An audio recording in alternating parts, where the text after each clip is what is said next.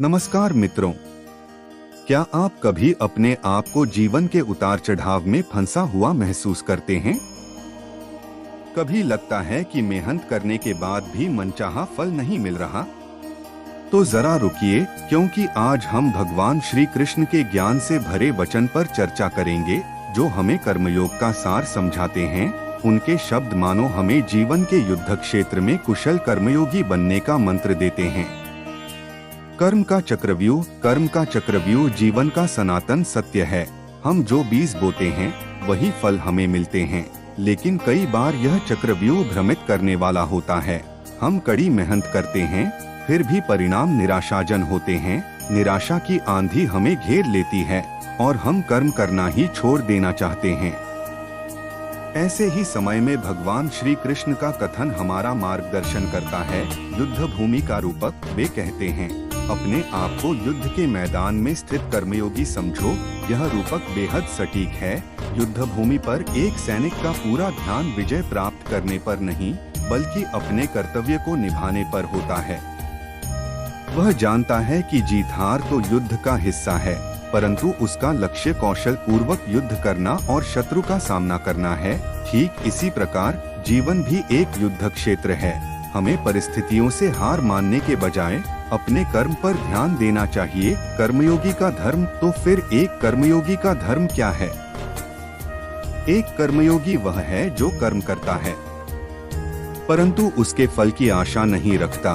वह कर्म को अपना कर्तव्य मानता है और पूरे समर्पण के साथ उसे पूरा करता है। वह परिणामों की चिंता किए बिना अपने कर्तव्य पथ पर अडिग रहता है। मान लीजिए, एक छात्र कड़ी मेहनत करता है, परंतु परीक्षा में असफल हो जाता है।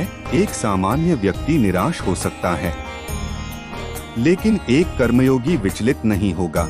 वह अपनी कमियों का विश्लेषण करेगा और अगली बार बेहतर प्रदर्शन करने का संकल्प लेगा। कर्मयोग के फल। कर्मयोग हमें केवल कर्म करने की प्रेरणा नहीं देता, बल्कि जीवन में सफलता और शांति प्राप्त करने का मार्ग भी प्रशस्त करता है। कर्मयोग से मन शांत होता है। जब हम कर्म को ही अपना लक्ष्य बना लेते हैं, तो परिणामों की चिंता हमें परेशान नहीं करती। हम कर्म करते रहते हैं और फल की अनुभूति अपने आप होती है। साथ ही कर्मयोग आत्मविश्वास जगाता है। जब हम अपना कर्म पूरी ईमानदारी से करते हैं, तो हमारे अंदर एक अदम्य शक्ति का संचार होता है, जो हमें चुनौतियों का सामना करने का बल देती है। इतिहास के कर्मयोगी। इतिहास गवाह है कि महान विभूतियों ने कर्मयोग के सिद्धांतों का पालन करके ही सफलता हासिल की है। स्वामी विवेकानंद जी ने अथक परिश्रम से भारत का नाम विश्व पटल पर रोशन किया। महात्मा गांधी जी ने निरंतर संघर्ष करके देश को स्वतंत्रता दिलाई। ये सभी महान पुरुष कर्मयोग के सच्चे उदाहरण हैं। आप भी बने कर्मयोगी। तो मित्रों, आज से ही आप भी कर्मयोग का मार्ग अपनाएं। कर्म करते रहें, परिणामों की चिंता न करें, अपने कर्तव्य को निष्ठापूर्वक निभाएं। हार या असफलता को सीखने का अवसर बनाएं और सफलता का जश्न मनाएं, लेकिन उसे हासिल करने का जुनून न छोड़े। याद रखें, कर्म ही सच्ची पूजा है। कर्मयोग से आप न केवल इस जीवन में सफल होंगे, बल्कि आत्मिक शांति भी प्राप्त करेंगे। कर्मफल की प्राप्ति। भगवान श्री कृष्ण यह भी कहते हैं कि कर्मफल की प्राप्ति तो ईश्वर के हाथों में है।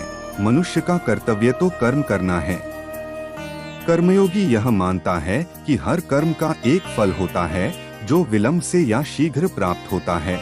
वह ईश्वर को कर्मफल दाता के रूप में स्वीकार करता है और कर्म करते हुए उसी के प्रति समर्पण भाव रखता है। कर्मयोग का सार। इस संक्षिप्त चर्चा में हमने कर्मयोग के सार को समझने का प्रयास किया है। कर्मयोग हमें सिखाता है कि कर्म ही हमारा कर्तव्य है और कर्म करते रहना ही जीवन की सार्थकता है। परिणामों की चिंता न करते हुए कर्म करते रहना ही सच्चा कर्मयोग है।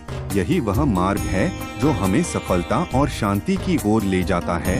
अंतिम संदेश। इस वक्तव्य को समाप्त करते हुए यही कहना चाहूँगा कि कर्मयोग का मार्ग कठिन जरूर है, लेकिन यह जीवन को सफल और सार्थक बनाने का सबसे उत्तम मार्ग है। भगवान श्री कृष्ण के इन वचनों को अपने जीवन में धारण करें और कर्मयोगी बनकर जीवन की यात्रा को सफल बनाएं। निश्चित ही आपके जीवन में भी कर्मयोग सफलता का मार्ग प्रशस्त करेगा। अगर आपको यह वीडियो पसंद आया तो इसे लाइक करें और अपने दोस्तों के साथ शेयर जरूर करें। इस चैनल को सब्सक्राइब करना ना भूलें ताकि आप ऐसे ही ज्ञानवर्धक वीडियो से अपडेट रह सकें। धन्यवाद।